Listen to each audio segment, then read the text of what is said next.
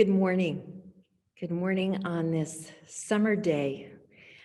My name is Reverend Carolyn Paterno. I am one of the ministers at All Souls Unitarian Universalist Congregation, located in New London, Connecticut, with a reach that far outpaces our geographic location, one of the silver linings of this time.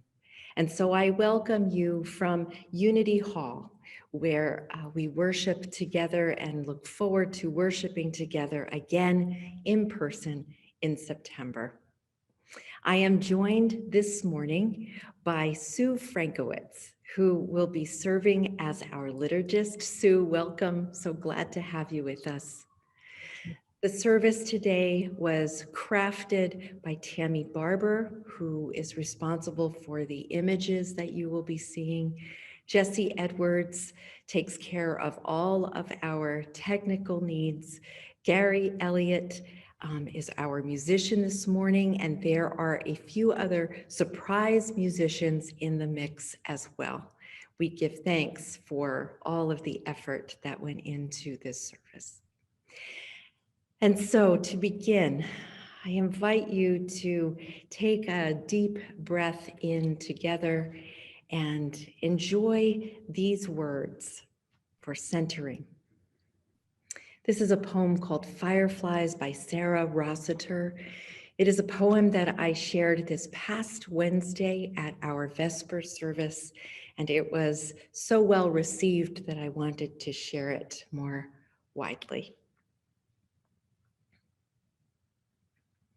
It was midnight when we saw them. Such unexpected, bright abundance. We thought at first we must be dreaming.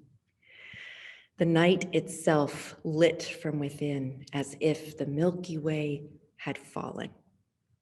A multitude of dancing stars illuminating rain-soaked grass. The host of heaven come to earth, beckoning, or so it seemed. And I remember how it felt to rise, submerge, to enter into that sea of luscious, liquid dark, our arms outstretched as if to swim winged waves of incandescent light, becoming one with all that is, the spark that dwells in each small thing. Welcome to All Souls, where all souls are welcome. You are joyfully called to worship. I invite you now to raise your voice and know it is joined by many others this morning, and join Jessica Cerullo in singing the hymn, I've Got Peace Like a River. The lyric is easy, you'll catch on quickly. We're just going to enjoy Jessica, and Val makes a surprise appearance as well. Let us sing.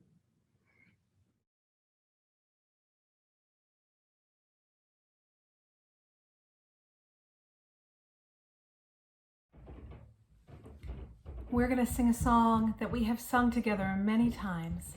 So please sing along and move along with me.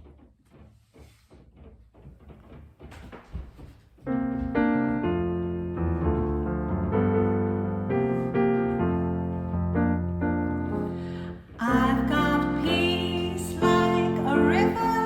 I've got peace like a river. I've got peace like a river in my soul. I've got peace like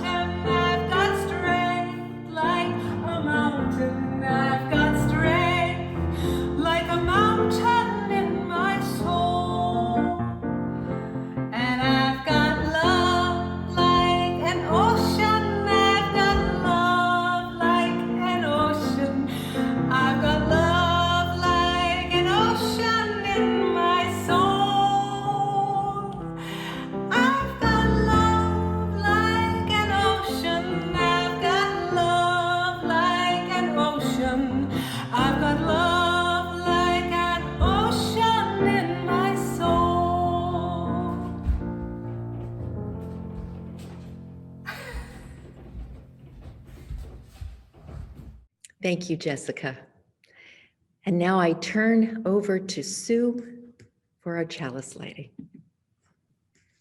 Please join with me these words as we light our chalice, the symbol of our intention to illuminate the world we feel called to serve with love and a commitment to justice.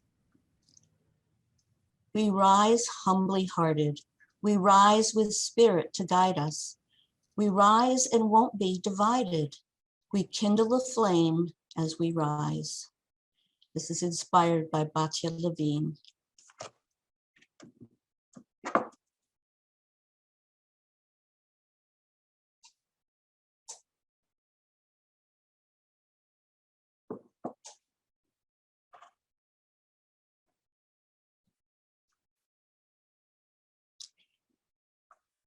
And now we light our candle of gratitude. We light our candle of gratitude this morning for those who have dedicated their lives to the care of all by choosing public health as their career and their calling. We give thanks for their lifelong efforts to promote the common good. Blessed be.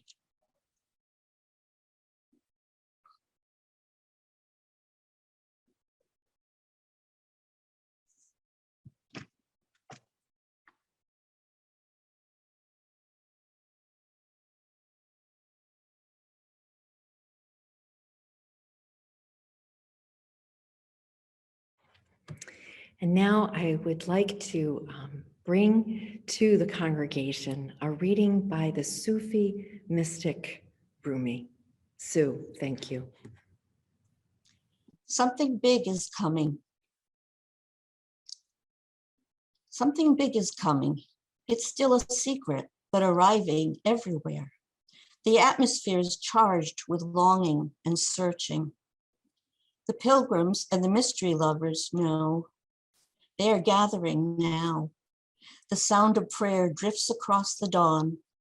It's Muslim, Jew, Christian, all mingled, all religions, all this singing, one song. The differences are just illusion and vanity.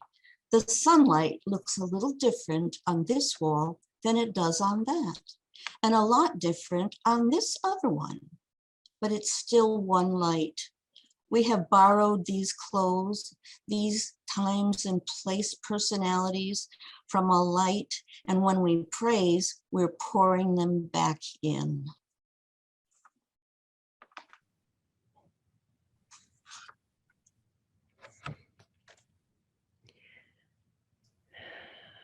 Thank you. Thank you, Sue. Newsflash. The elopements and pared down Zoom weddings of the pandemic are over, and the desire for all the trappings of the wedding industrial complex is strong. I read this news item in the recent issue of the Christian Century. Like clergy the world over, I was delighted to see the pared down and hoped that there would be a cultural shift or even an inching away from the pressures of the wedding industrial complex. Now, to be clear, I've married very few couples who were trapped in that complex, but nevertheless, its influence cannot be underestimated. And I wonder, is the fact of the wedding industrial complexes roaring back a kind of bellwether as we emerge from the pandemic's ravages? All along, there had been much talk, you'll remember, about how the pandemic may change the world for better. Talk that said, let's not roar back to anything that was less than life-giving. Rumi said, something big is coming. It's still a secret, but arriving everywhere. The atmosphere is charged with longing and searching. The pilgrims and the mystery lovers know. They are gathering now. The sound of prayer drifts across the dawn. I hope that we understand ourselves as pilgrims, as mystery lovers, that we are faithfully moving toward a new dawn, convinced, if even in a small part of our minds and hearts, that a better moment is before us, even when evidence points to the contrary. Just for a moment, let's secure our rose-colored glasses and get excited that perhaps something good, something big is coming. Let's hunker down, holding the wisdom that Alcoholics Anonymous encourages, that is, act as if. In this case, how about we act as if the world really is about to change in ways that we had hoped? More compassion, less cruelty, more generosity, less greed, more liberation, less oppression, more righteousness, less self-righteousness, more courage and less fear. As individuals, we can live more compassionately, generously, freely, righteously, courageously. We can make those choices, and those choices do and will always make a difference. And to really change the world, we must join with others in the work, because no one of us can make something big happen alone. But if we've said it once, we've said it 1,000 times in the course of the past 16 months. We are none of us alone. The overwhelm that's delivered along with the morning paper or the morning scroll, depending on how you ingest your news, is less infectious when we join hands with others in the work. And now we've reached a turn in the road that takes us down a public health path and message. So join me for a moment as I preface what I am about to say with this acknowledgement. Like many of you, I am reading voraciously about COVID's variants, breakthrough infection rates, and what's happening with infection rates and hospitalizations in southeastern Connecticut. Honestly, I've had to work really hard to keep from feeling overwhelmed with the thought of our joining back together in real life. There was an image that was flying around clergy circles that falls into the funny, not funny category. It described the various types of headaches like this.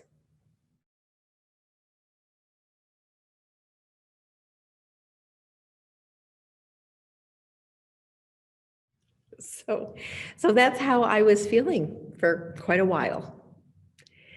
I'm not nearly as much feeling that way anymore. Partially because I decided to act as if, and partially because there is evidence that it won't be as complicated as we first assumed this regathering.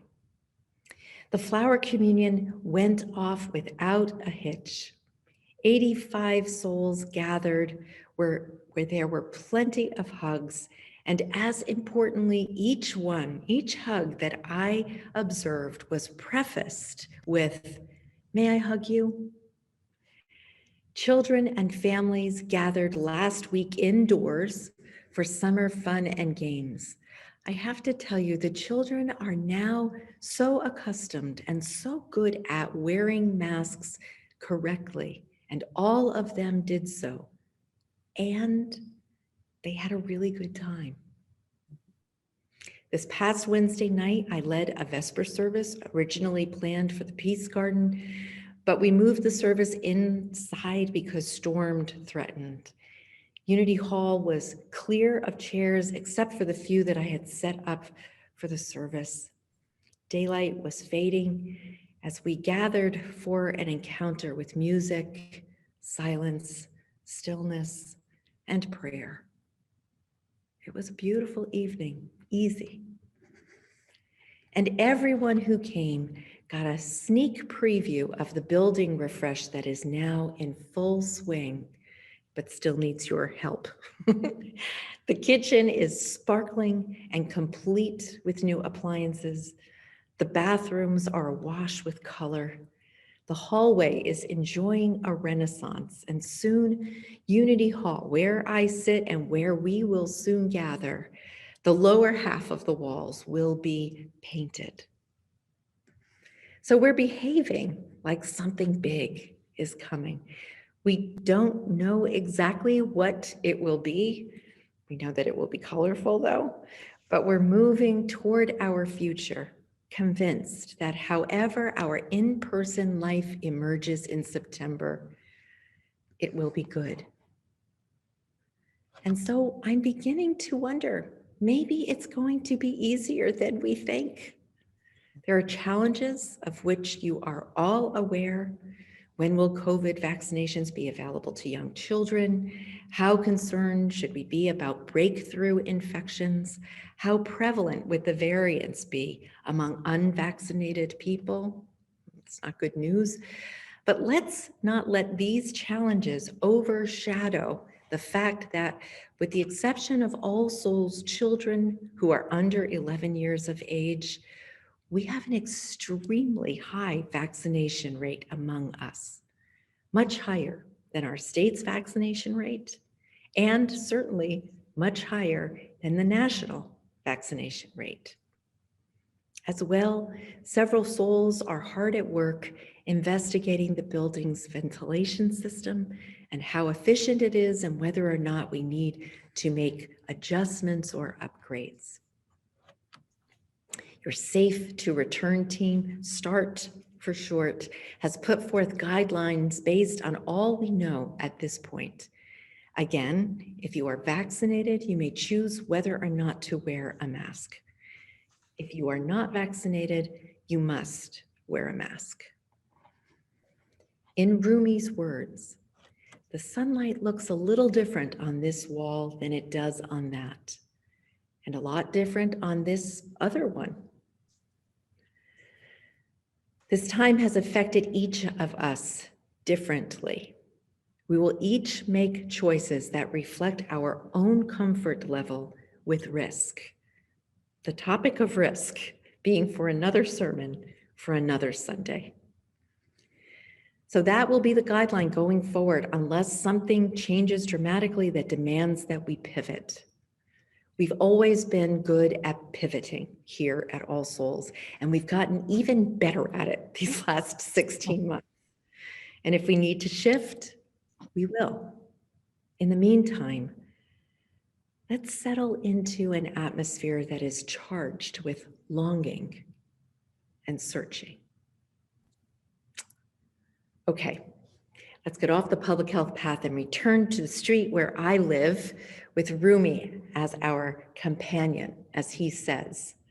We have borrowed these clothes, these time and place personalities from a light.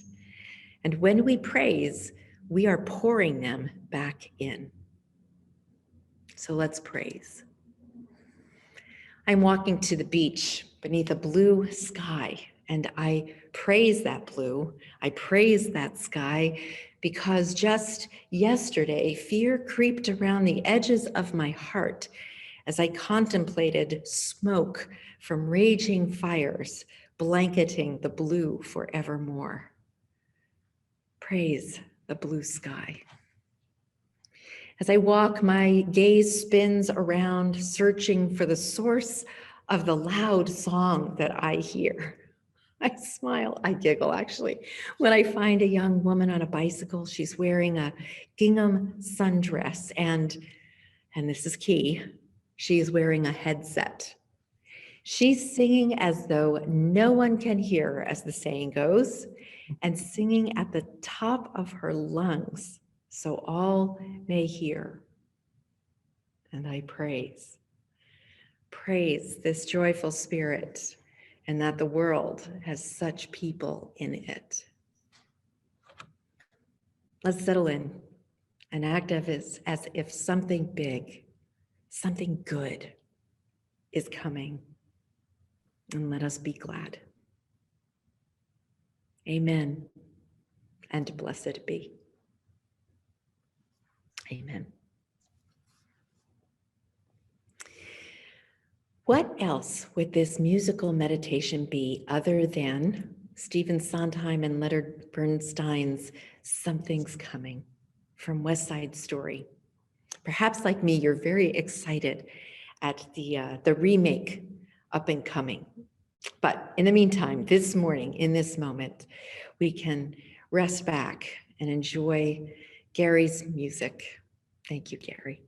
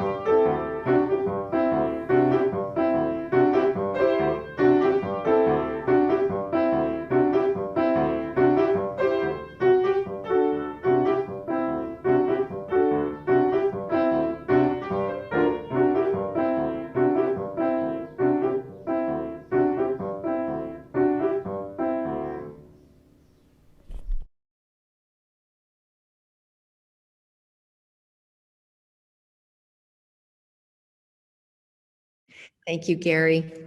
In my mind, I was singing Something's Coming. I don't know what it is, but it is going to be great. And so let us anticipate that going to be great with joy and hope in our hearts. We move to the time in our service when we pay attention to the joy and sorrow among us in the past week. There are two ways that you may share.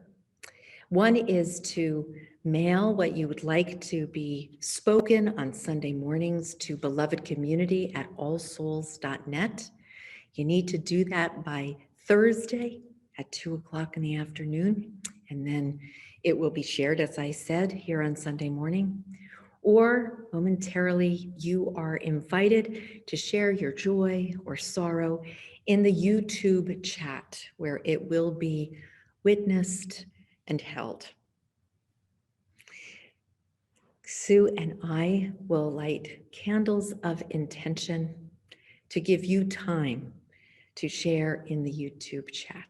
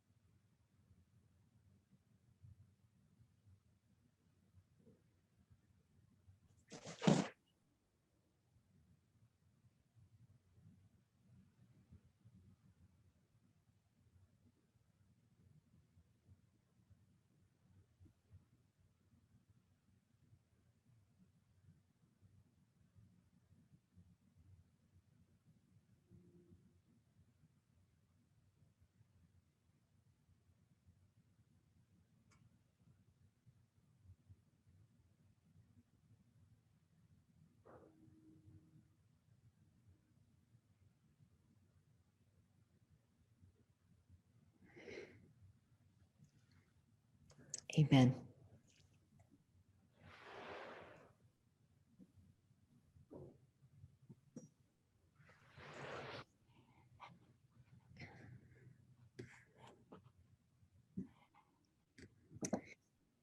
We heard from Peter Cooper this past week, who shared the sorrow that his faithful dog companion, Bo, died on Wednesday night. Peter said, "Here's to enjoying the splinter of life that we occupy, and especially with our animal companions." Peter, we are so sorry. Our sympathies are with you. Conversely, there was joyful news from Vic and Janet. Their second grandchild, Roland, was born last week. Their daughter-in-law is well, as is baby Roland. We join with you with your son's joyful news, your daughter-in-law, and may baby Roland live long and well.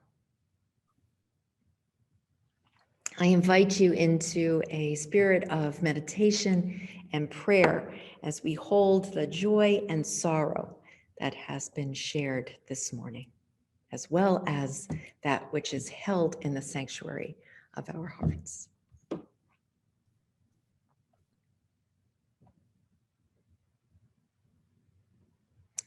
Spirit of life and of love, light that is different on each of the walls that we occupy. We begin in gratitude for this time and this moment of quiet, of reflection, of joining together with souls near and far. We give thanks for the reminder that we are together always. May we launch ourselves into this next leg of time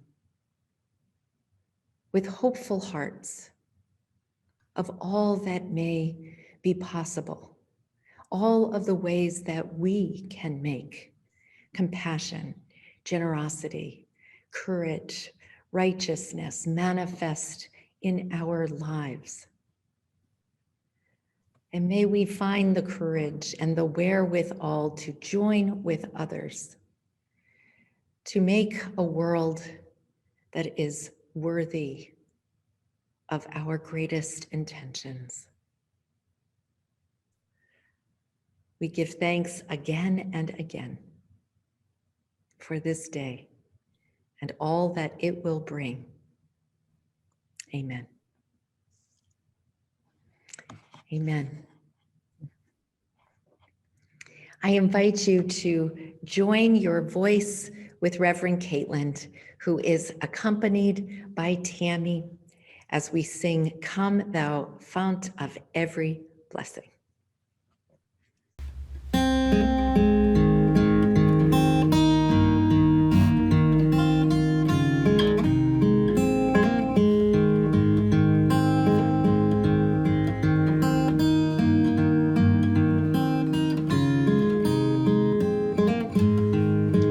Come thou fount of every blessing, tune our hearts to sing thy grace.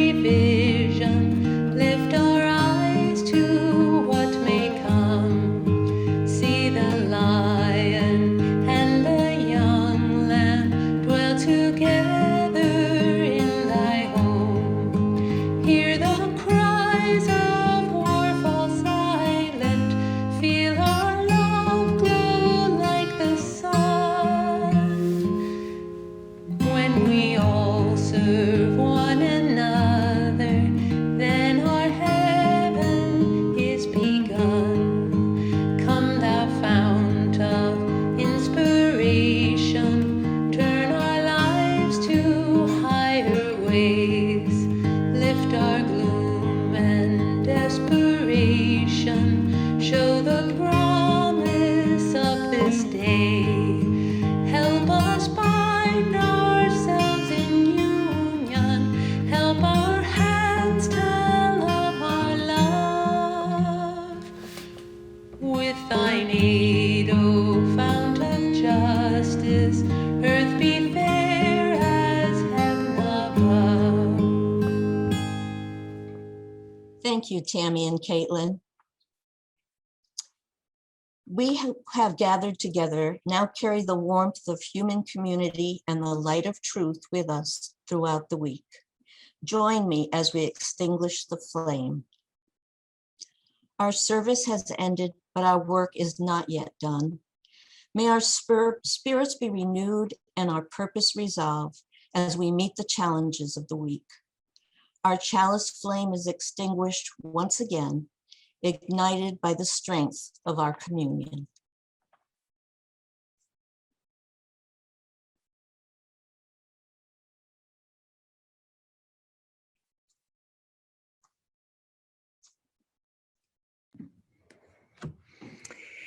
As we have done for 16 months, I invite you to place one hand upon your heart and reach out to the community before us and within us. We are becoming one with all that is, said Rumi, the spark that dwells in each small thing. And so go, recognizing the spark of life within each small thing, including your own heart. Go in peace and return again with great joy. Amen. Amen. And so before we turn to our postlude, I have a couple of things to remind you of. Remind you that we are always grateful for your financial support. The links are in the YouTube description. You may find it there. Thank you for your support. It has allowed us to keep going and to continue on. Volunteers are needed for the community meal next Saturday. It is a 5th Saturday of a month, and that is when All Souls is responsible to offer the meal. If you can volunteer, your help would be much appreciated. There is information in the e-blast. We'll put some information in the chat now as well. Let you know who to reach. Carol is your connection there, and hope to see you. Volunteers are also needed with painting for the building refresh. The e-blast has your the information that you need. Please consider doing so. We're moving along, and additional help would be much appreciated. And finally, the postlude comes to us from the Spur family, another song of looking forward with hope, and that is Here Comes the Sun. Thank you for being here today. Next week, you will be hearing from Karen Ethier-Waring, currently serving as the vice president of our board. She'll be offering reflection with Reverend Caitlin serving as the liturgist. We'll see you next week.